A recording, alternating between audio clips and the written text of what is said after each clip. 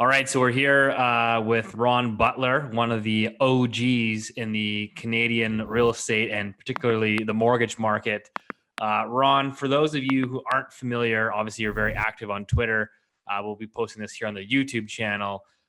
Quick background of sort of your experience, which I know is quite in depth, but your experience in the mortgage market. Just give people who aren't familiar with you a little synopsis.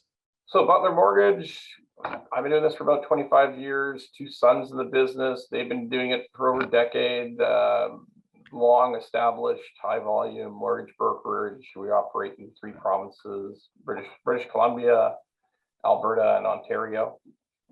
And just do a lot. We do a lot. Both my eldest son is involved in, he runs a completely different division of our company. We just exclusively works with mortgage property investors, and it's very sophisticated stuff. And we are, on my side, just devoted to discovering that whether we can provide people with the lowest possible mortgage rates in Canada. So that's our operation in a nutshell. Been doing it for a very long time, maybe too long. Oh, and when you said OG, we really refer to ourselves as OMG. So we're the original mortgage gangsters. There we are. That's amazing. I think you're being a little humble too. You guys are one of the largest lenders in Canada, no? Brokers. Well, it goes like this. I mean, it's like, Remax is big, right? But there's teams, and there's agents, then there's brokerages, and yeah, as an independent brokerage, we're one of the larger brokerages in Canada. That's correct. Yeah. Yeah, that's amazing. So we'll have some good insights here today. So I guess first and foremost, I kind of want to start with the high level stuff, just sort of your overall views of, what you're seeing in the mortgage market. You just said you guys are covering three different provinces. So you're getting a pretty good sample of kind of what's happening. Again, sort of a feet on the ground perspective. So I guess kind of what are you seeing? What's your take on the overall, housing market? I guess in particular, the mortgage market. Well, the mortgage market is driven by real estate transactions, whether it be purchase. Obviously, this in Ontario, we've had the record month in the history of in terms of transactions, both in the GTA and the 905, all over the place in Ontario. Vancouver, which, as you well know, was a little on the quiet side for a couple of years, has rebounded particularly with under $1 million and just over $1 million properties, end users that we didn't know would come back into the market, or all of a sudden back into the Vancouver Lower Mainland market. And Alberta came back to life after a horrible, awful experience of energy disaster and then COVID and everything. But they've perked back up. I mean, there's transactions happening in Calgary, more so today, and then even to a certain extent in Edmonton, than were happening before, and it's welcome. But suffice to say, it's one of the biggest booms in the real estate market in a long time. Here in Ontario, we had a big explosive growth in 2016 and part of 2017. Then it came to an end, and in the first quarter of 2017, this is actually bigger than that. So huge volumes of real estate transactions going on, and huge amounts of refinances going on, and people wanting to take advantage of very low rates. So yeah, everything to do with real estate is very, very strong throughout Canada.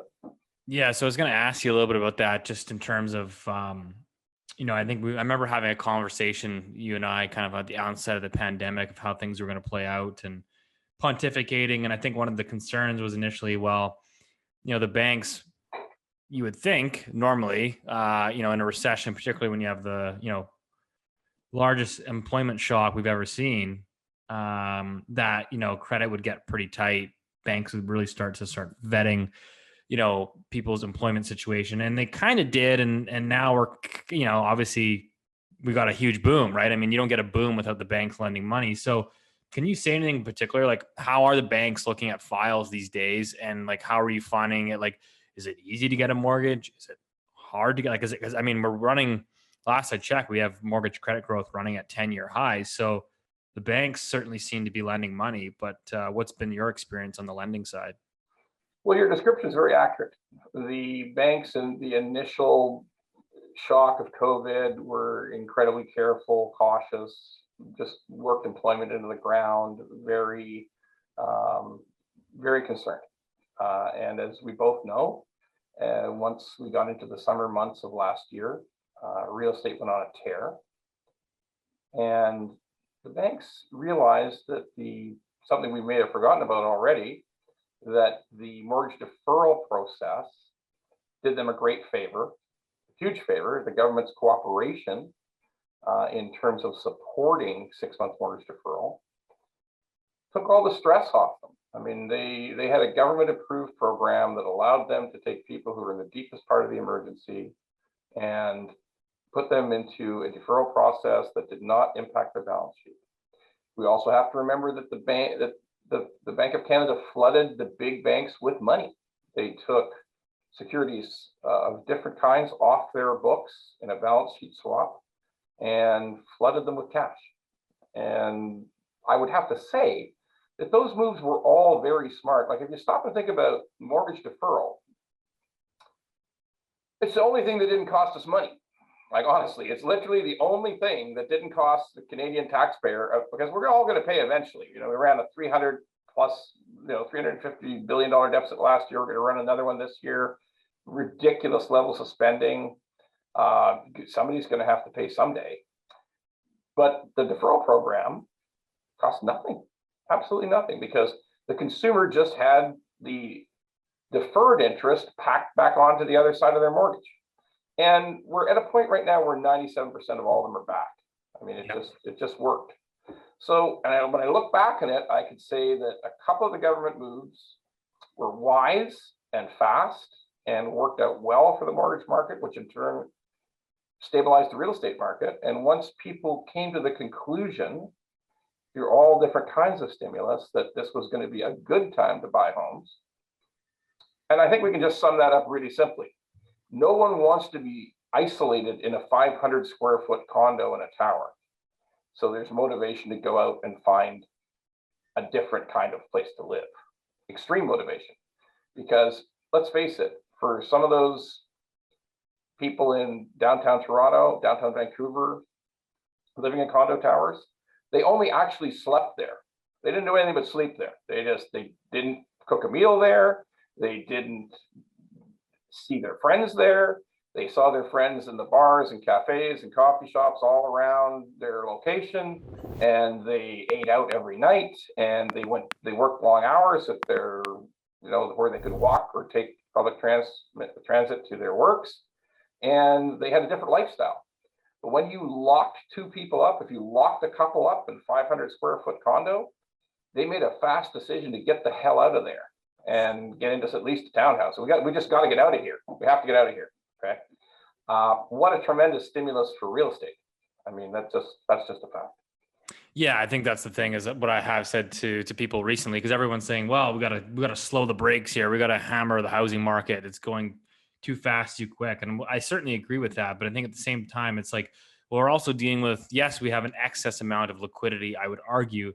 But I also think that we have just a market that is driven right now purely by emotions, right? People are wanting to move. And so if you look at the sales in Canada or in Greater Vancouver, which is where I focus, if you look at sales, yes, sales are running at record highs, and holy smokes, we got to slow this down, but new listings are running at record highs too.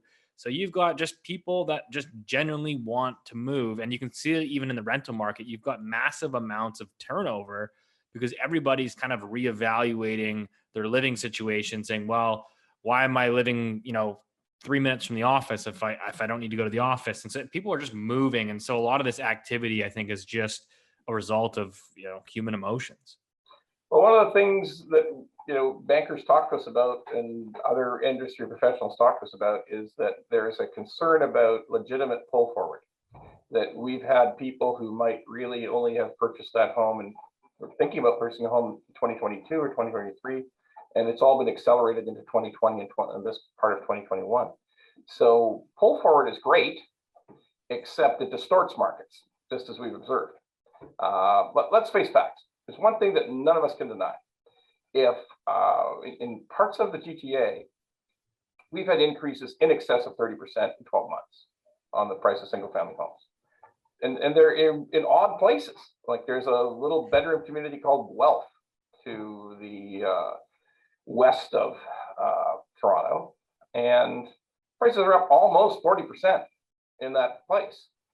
And that's crazy. Okay, it's absolutely crazy. Price increases of 40% in real estate are crazy. Okay, they are unsustainable and they make no sense. So the things that people like you and I can, you know, and me, I hate prediction. And the prediction word is something I try to avoid. But I can point at things that make no sense.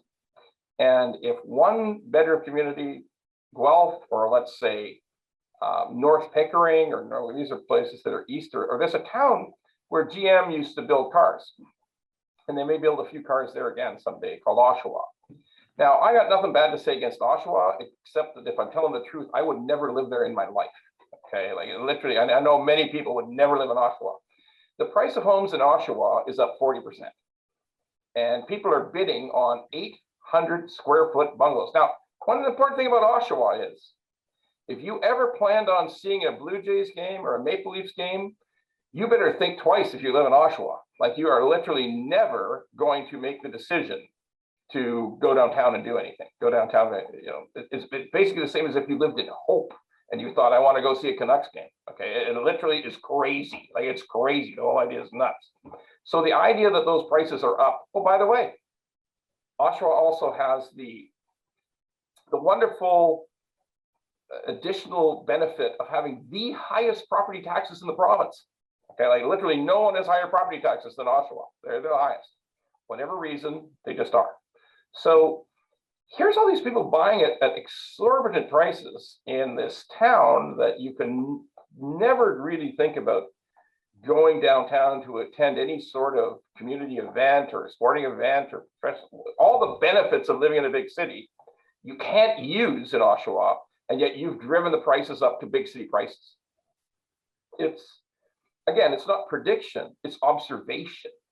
It doesn't make sense. No sense. Okay. Yeah, we've got the same thing. Same thing here. We've got the same thing in Chilliwack, which is about an hour and a half from the city. That's up 35 to 40%. Mission, about another close to about an hour and a half, again up 35%. So yeah, I mean that's where the majority of the excess seems to be. And so when people ask me what do I expect, well, I say, geez, I anticipate, again, out on the prediction game, but would I be shocked to see a decent pullback there in the next 12 to 18 months? For sure, I wouldn't be surprised. I mean, we'll have to wait and see how that plays out. But well, particularly if you add in the concept of pull forward. If you add in the concept that these people would probably, who bought in Mission, who bought in Oshawa, likely didn't plan on moving until 22 or 23, but saw these super low rates and were trapped in their condos and decided to make that move in advance of what they were really planning for. So now we've not only got pull forward of people who've moved to Mission, but they may even for a big surprise about work from home as well. I mean, that's another topic we haven't hit on. Will people be asked to return to work? So as living in like, there's no more of a head office town than Toronto, right? Like, we basically have 85% of all the head offices in Canada are in Toronto. It's another reason why the place is high priced. It's where all the presidents of all the companies exist. So are they coming back? Well, I'm here to tell you, yeah, they're coming back. They are going to be asked to come back. I mean, nobody ever said to any of these people, you're going home forever. That was never, ever a part of this. And when the day comes, and it will come, that all levels of government say, you know what, this thing is over. We have 75% of all adults, 80% of all adults vaccinated. It's over. All forms of emergency measures are now dropped. So at that point, employers are going to say, great news. Come on back. We'll see you on Monday. We don't care that you have to drive from Oshawa. We don't care that you have to take a bus, a train, and then another subway to get to work. We don't care about any of that stuff. We're asking you to be back on Monday. That's it. Oh, you don't want to come back on Monday? Okay, that's resignation. You've deserted your job. So I guess there's going to have to be a lot of good jobs in Oshawa. or mission So or hope. I don't know. So yeah, I mean, I tend to agree with you. I think that like a lot of works, I think majority of it will probably definitely come back. So now we talk about obviously this massive price run up in Oshawa and whatnot. Fantastic for people that already own homes in Oshawa. Now you can refinance, and you now just you can said refinance. Now you can refinance. Yeah, we had all the that all that amazing home equity. all that home equity is there now. You're right. Sometimes on Twitter, where you and I spend a certain amount of time, there's tendency to just believe one size fits all. That, oh yeah, because the values are up, every human being who owns a house is going to refinance, and we're going to go into a mortgage catastrophe. Okay. Here's what I know as a mortgage broker for 25 years at sort of the apex level in the business is that people who don't want money don't refinance. They just don't. I mean, if you don't have any need for money, and you don't plan on buying any rental property, and you don't plan on move up, you're not going to do a move up buy and rent out the existing home, all the different things we hear today. If you're not that person, you don't refinance. I mean, let's face facts. It's gone down a little bit, but still just about 40% of all the properties, residential properties or raw land in Canada, has no mortgage. That's just the truth. Okay, so once we realize that, we realize that not everybody is going to refinance. But if you want to refinance, there ain't been a better time to refinance. I mean, I posted about appraisals yesterday, and we had another 3 come in today, refinance appraisals, and they were all over the suggested value. We estimate what the value is. The customer says, yeah, I think my place is worth about $1,050,000. Boom, comes in 1.25 million, just like clockwork. Okay, so they don't even need that high appraisal, but I'm just saying that just the comps in the area, the comps in the neighborhood just drive up the appraisals like a rocket, and that's just the way it works. How would you say, because I'm getting interested because I'm, talking about these refinances. Obviously, there's some people doing it. And again, I agree with you. Not everybody doing it, but certainly it is a great time to refinance. Because I think on the onset of the pandemic, it was all about mortgage deferrals and people going to be losing equity, and so now we have this boom. You said 97% of people that deferred are back onto making their payments. People are now refinancing, all this free money sloshing around. Do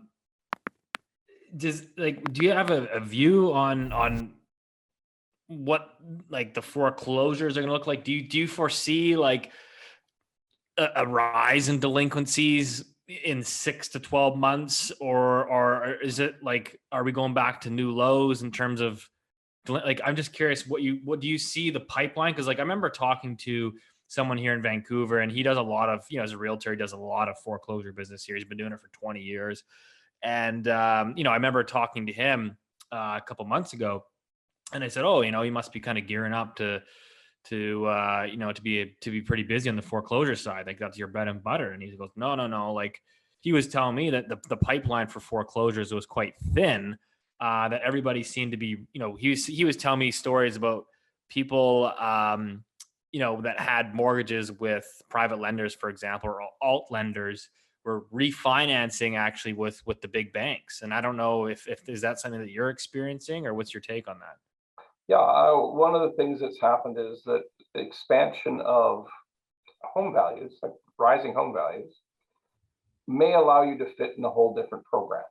So in other words, when you needed to refinance to 80% of a house value, you couldn't qualify.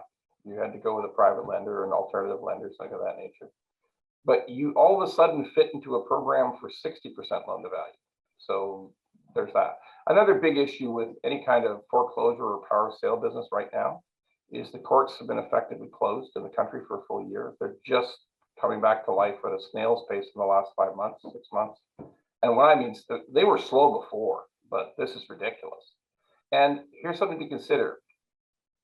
Every time there's you could complete a foreclosure, you could complete a power sale action.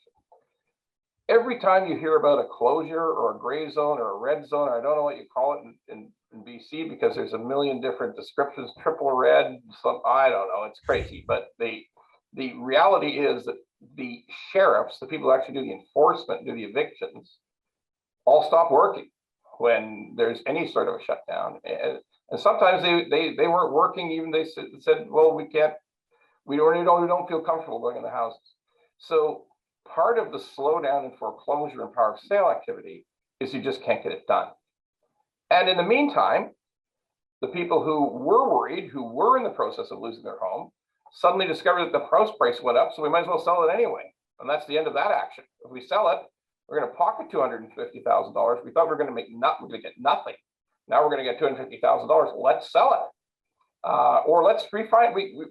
We got somebody we thought we were at 90% loan to value. Nobody would touch us. Hey, now we're at 68. Somebody will touch us. We can pay this foreclosure action off. So yeah, it's just really, if you could talk to Scott Theriault, Doug Hoy's out here, operate bankruptcy trustee receivership operations here in Ontario, and the bankruptcy business is flat. I mean, as they say so perfectly, if nobody's chasing you, you don't care.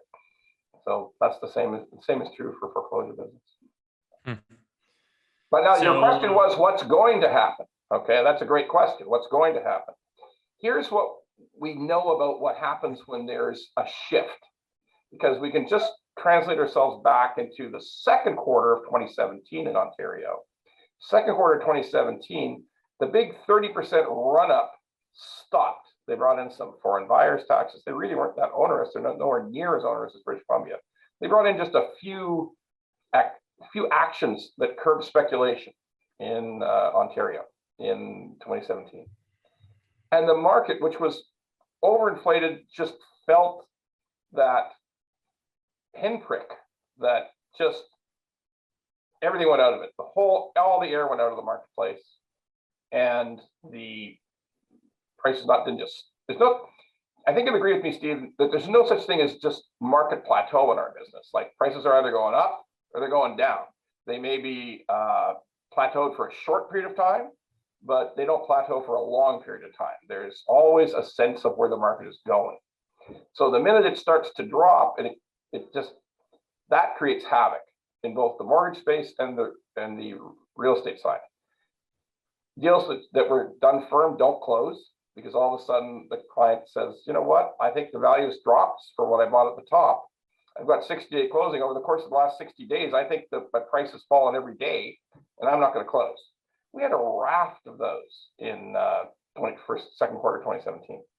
So that's, I think, what will be the key outtake from this. The key takeaway from this is when everybody has to go back to work, and people in Oshawa and Hope and Mission and who the hell in the Guelph find out that, wow, I'm surprised. They're telling me I got to go back, and I don't even know how I'm going to manage this. And then the prices aren't going up anymore. Maybe they're going down a little. I mean, the combined effect of those two things could be interesting, and we'll just have to sit back and wait. They're months away, but we'll just have to sit back and wait. Yeah, no, it's interesting. And speaking of sort of the market and where it might be going, what I find interesting is everybody now is getting kind of revved up here for the budget. What kind of changes? Everybody's speculating. Everybody is just so revved up on the housing market here and saying, wow, in 2016, it was pretty easy to point the finger and say, gosh, get those darn foreigners out of here, put the tax in, and easy peasy done. Today, everybody's looking for who to blame. And obviously, I certainly think there's a lot of excess liquidity floating around. But so everyone's looking for policy change. We actually timed this interview well, because the day we're recording here, OSFI has come out and says, hey, hold on a second, guys. We're making a new proposal that is going to be, it's proposed, but I suspect it'll probably get approved for June 1st, raising the minimum qualifying rate from today, I believe it's 4.79 on uninsured mortgages, to a minimum floor of 5. It's 479 on everything. Yeah. Everything institutional is 479.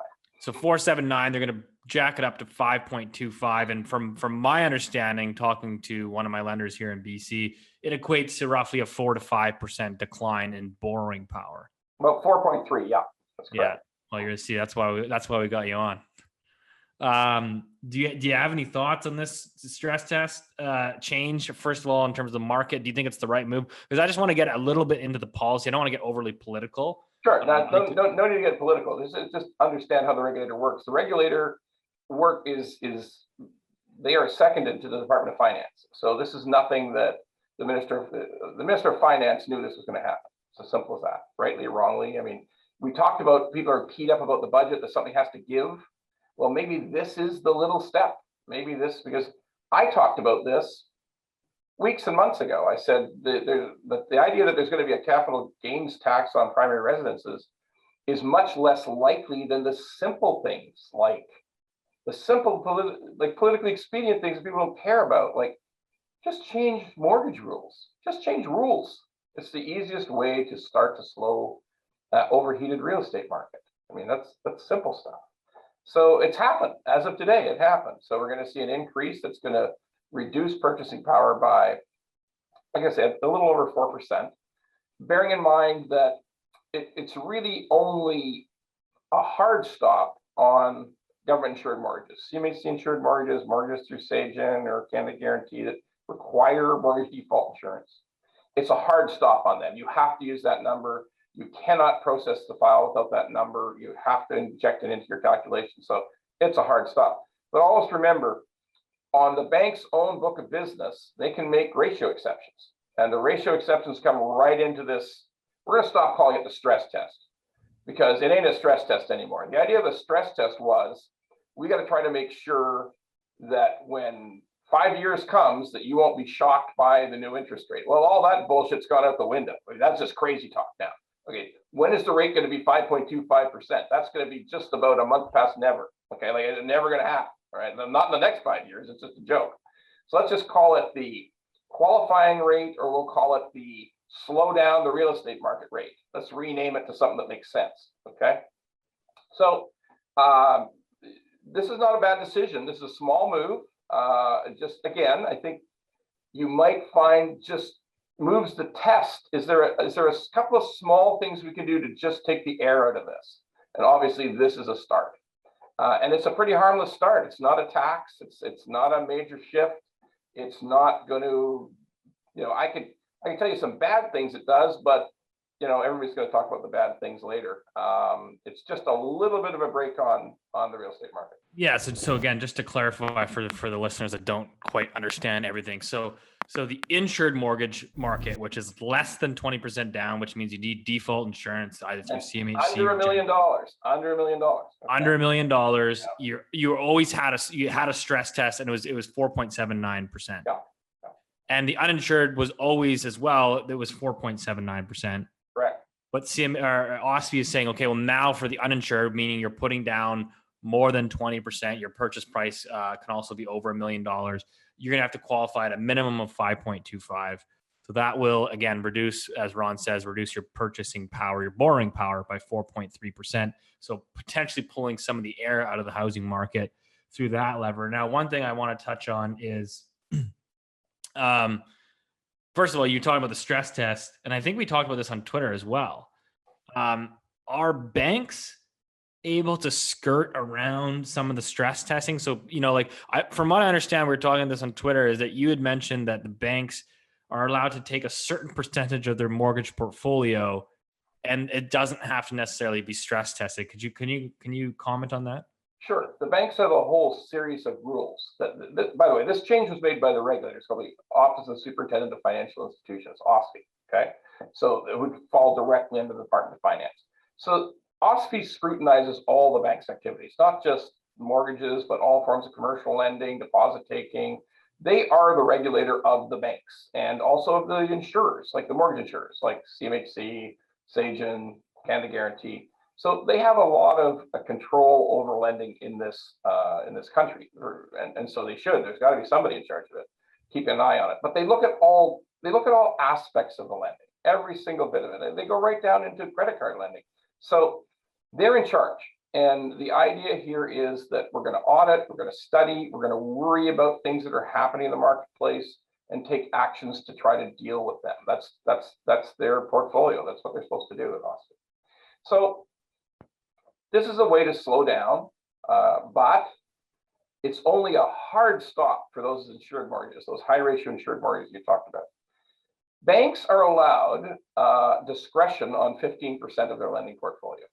In other words, when they're audited, this entity, Superintendent of Financial Institutions, when they're audited, wants to see that 85% are falling all within our rules, not just this qualifying rate, but also, are you doing the right thing about loan to value? Are you doing the right thing about debt ratios? Are you doing the right thing about types of property? As every single bit of your lending, based on what you've told us that you are going to do, 85% of it must, 15% of it has some wiggle room.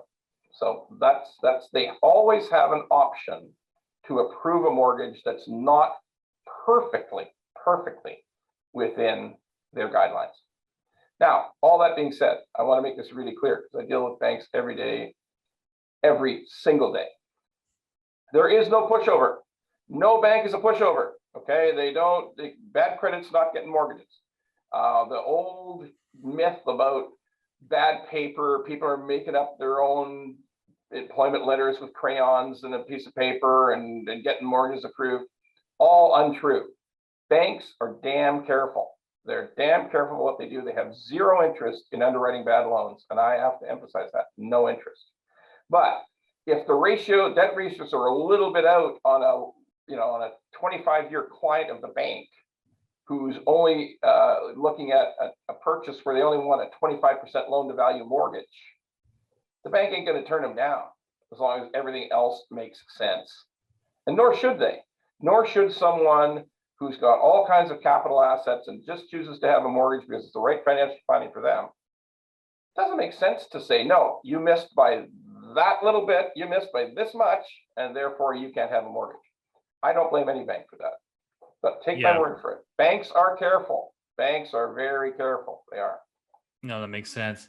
So I guess kind of one of the last things I kind of want to wrap this up with is just, moving forward here. And obviously we've seen, what's happening in the Canadian housing market, and everybody's saying, well, tax the primary residence. Everybody's looking for policy measures. And we've seen OSFI now just come out with this tweak. Like, one of the things I must comment on this OSFI, and I've typically been a proponent of tightening credit because I think, credit in Canada, I think, if you look at the household debt ratios, suggests that it's probably been fairly loose for too long. I don't know, arguably, but I have to look at this OSFI announcement of tightening credit on uninsured mortgages, that it ultimately, I feel like it will impact the less creditworthy borrower. So the first-time home buyer, for example, that's just stretching to get in. I know in Vancouver anyways, is that a lot of these first-time home buyers are, even though they're struggling with a down payment, they're trying to get loans and gifts from parents because they need to lower the payments. So yes, I can put down 10% and go CMHC, but your payments are going to be like this because you only got 25-year amortization. And so I have to think that, well, I do agree with credit, OSFI tweaking things a little bit, particularly now. I almost fear that it's going to make it harder for that first-time home buyer, for example, and it just accrues more to the top. So, for example, the investor that's got 4 condos already, that has a high income and is very creditworthy in the bank's eyes, is not really going to be impacted by this rule at all. It's going to be people really on the fringes, and people will say, well, you should be protecting the people on the fringes. They're the most vulnerable, which I would argue is true. But at the same time, I think that we're creating larger and larger wealth gaps or inequality because those who have access to basically free credit, I mean, it's, borrowing at 2% on a 5-year mortgage is realistically, it's a real negative interest rate. Or 1.25 on a variable. Yeah. I mean, that's a negative interest rate. So those who are at the top that have strong credit are able to accrue basically more assets. And those that are sort of shut out, that don't necessarily have the highest incomes, that haven't been on the property ladder for the last 10 years, they are most impacted by, little credit tightenings, in my opinion. Anyway, I don't know if you have any thoughts on that. Well, I think it's a great point because the other point, the overarching point is the thing that you and I and a bunch of our friends on Twitter talk about all the time is ridiculous income disparity, asset disparity in this country. I mean, it's just ridiculous. I mean, it just worsens virtually every month. It gets a little bit worse. And that is a serious issue that needs to be addressed by government. And I just hope it does eventually. But to your point about this little thing, it's a relatively little thing. But we got to remember, it's probably just the beginning of a series of tiny things. It would not surprise me that in the coming months, we hear about changes along the line of, and I actually thought this would happen. I was fairly certain this would happen for several months. But the next thing, likely thing, instead of 20 or 25% down on rental properties, residential rental properties, maybe we're going to see 30, 35. Okay, I mean, that's a small change that goes more to the heart of your point, that why should the investor be able to achieve this incredible leverage when the poor family with kids who's just trying to get a home to live in is somehow badly affected. So I don't believe that this is the only change we're going to see. Now, we may have to wait till after an election for a change, because for more changes, or maybe before, I think you could probably sell, if you're the government, you could probably sell the idea of hey, we gotta cool down the investors. I don't think you'd lose too many votes. I don't think you would. So I think we're gonna see a series of things as opposed to one big thing. And you're right, this is a very small thing that just happened, 100%. But I don't think it's the last thing that's gonna happen. Yeah, no, I tend to agree. That's been kind of my whole thesis, is that if someone really truly cares and says, hey, we need to tackle this income or wealth inequality in a practical manner, I think, yeah, you say, okay, investors, you got to put down 30%, and let's see if we can maybe look at loosening some of the credit standards for first-time home buyers. Well, it's hard to say, because there is a certain level of risk associated with giving somebody a 7% down. You can do a $999,000 purchase with about 7.5% down payment. Now that's a little bit of risk for the system, to be honest with you. Yeah, no, the prices run up that much. So no, I agree. Yeah, it's a lot of leverage. All right, well, yeah, I mean, last question, last but not least, you are active in all three, three provinces there. What is there a mortgage market in Canada, or a real estate market here, I should say, in Canada, that you're most bullish on? Obviously, I think that we can probably agree Vancouver, Toronto are pretty overvalued, or not overvalued, at least frothy. Is there any markets you like in particular that you think? Well, in theory, Calgary has relatively low prices compared with other communities, and it has solid infrastructure, as opposed to. And the question becomes, though, what about jobs? Jobs in Alberta, there's a bit of an uptick right now. There's some projects and some incentives being given to high tech moving into Calgary, because let's face it, literally half of their office buildings are empty. They're empty. So there is some push there, but that's province is an energy province. I mean, there's no port there. There's, like there is in Vancouver. There's a little bit. There's not really any export of lumber there. There's no auto factories, no auto assembly plants there in Alberta. They kind of need energy, and that's going to be a big adjustment. It's funny. You can make a case that Montreal suburbs are still a good deal, but let's face it, not too many English-speaking people are going to go there right now. But you could actually make a clear economic case that once COVID is over, Montreal's got a lot going for it, and even though prices there in that jurisdiction are up about 23% year on year, that it's still far more reasonable than Vancouver or Toronto, and I mean a lot better. So they think it's terrible. Like, I hear constant bitching out of Quebec about, oh, the prices are crazy. I mean, what's going on here?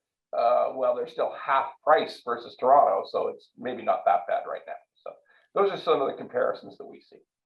I like it. Yeah, no, I thank you, because I'm personally long some property in Calgary. So That's the good pump there. But yeah, no, I always laugh because it's like, I look at CMHC's reports, particularly at the onset of the pandemic, and they go, oh, the most vulnerable market for the largest price correction is going to be in Alberta or in Calgary. And they go, I mean, it hasn't moved in 12 years. I mean, it's gonna, what's it gonna fall from? It's already as cheap, and then they say, oh, Vancouver and Toronto will suffer minor corrections. Arguably the two markets that I think have gone so far so quick. If anything, there's excess froth there. I think you'd see sharper corrections in those two markets. But I'll give you one little bit of insight into that. In the background, CMHC thinks a ton about employment, and let's face it, in Vancouver, a bunch of the people who live in Vancouver don't need to be employed because their money's coming from another country.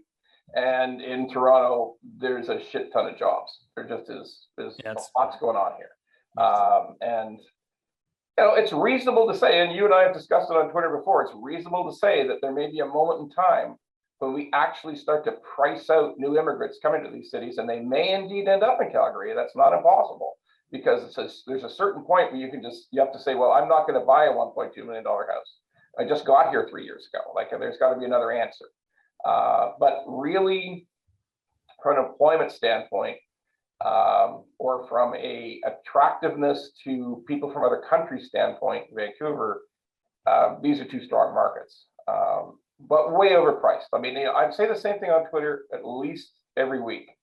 The prices are ridiculous. The prices in these two provinces, didn't I see somebody posting that Castlegar is up like 25% or something insane like that? I don't know. Probably. I lived there for a year. It's not. I did not enjoy it. So. But it's up. It's up, and Ottawa is way up. Like, Ottawa's had a housing boom going on for the last 2 years, and there really is only one job in Ottawa. I mean, it's a steady job, but there's no other work to do besides working for the government in Ottawa. So.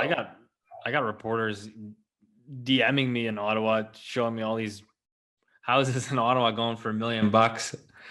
I think it's unbelievable. And even Ottawa now, you got $1 million houses. So it's feels like the whole country's kind of got these inflated asset prices, and it's maybe, parts of Western Canada that are still reasonable if you can stomach the weather, obviously. But Quebec's still reasonable, and the food's great. Okay, I'll tell you that much. I didn't get to look this way because I missed any meals, right? So I tell you, the food in Montreal is terrific.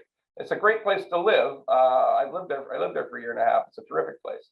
But at the end of the day, the job action is in different places.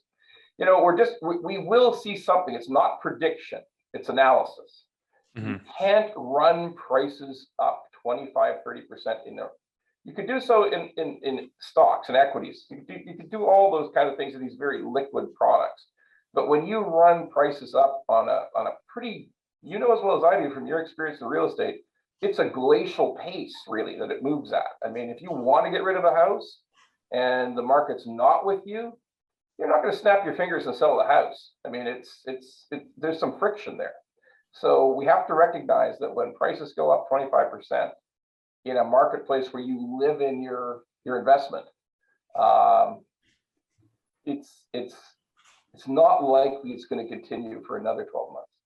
Yeah, exactly. I think the one thing to comment on that is that you nailed it spot on, right? I mean, the stock market from a political and societal impact, nobody really gives a crap if the stock market goes up 30% in a year. Vast majority of society says, whatever, don't really care. But when your house goes up 30% a year, everybody starts going, whoa, what the hell? And starts calling for government intervention, because ultimately your house is shelter, and that's a human necessity. So I think it starts to bring on more and more government intervention once you get these crazy run-ups in prices. Correct. Well, Ron, I'll end it there. That was fantastic. I always appreciate your insights here, and I appreciate you obviously taking some time out of your busy day to enlighten the viewers here. So I'm sure they'll appreciate that as well. And hopefully we can get you some business as well. I'm not sure that you need it, but we don't turn any away. Put it that way. Yeah. So for those that are needing a mortgage, you said Alberta, Ontario, and BC. What's the best way to reach out? Google Butler Mortgage. I mean, there's one other one in Florida, but you'll know it's not that one. So that's the right place to go. Fair warning. Awesome. Appreciate it. And thanks again. Thanks, Steve. Take care. Cheers.